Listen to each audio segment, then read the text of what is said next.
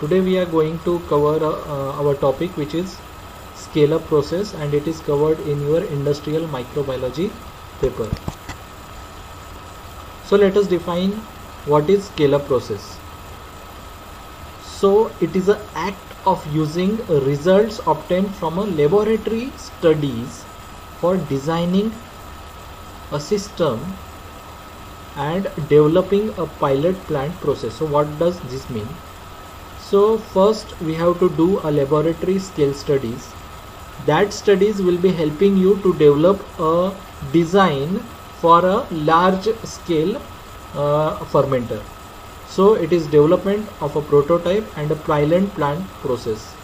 It is also a construction of a pilot plant, and using that pilot plant data which we obtained after our studies for designing, constructing a full scale plant or modifying the existing plant.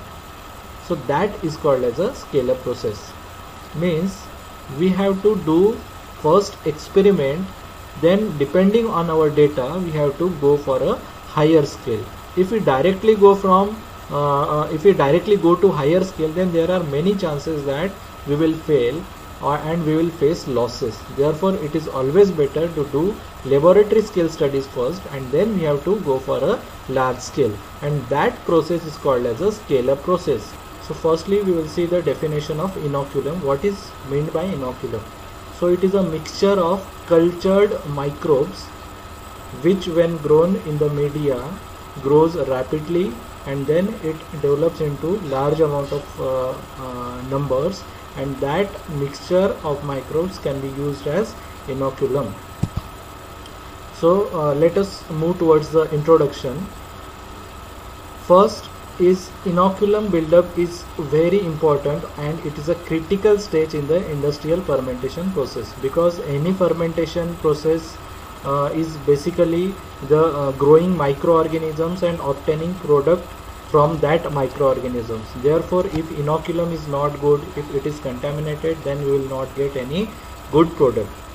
Second step is after the addition of loop of cell line, the prolonged period of incubation is needed, and that after incubation that microbes are introduced into the fermentation medium. That is, the cell line of a bacterial culture which is important will be grown in a nutrient media, and when its number increases it will be inoculated into fermentation media. Next we will see how stepwise this inoculum is prepared and what are the steps involved in this inoculum preparation. So as you can see in the slide, first we have to take the culture of producer microorganism on a agar slant. You all know what is agar slant.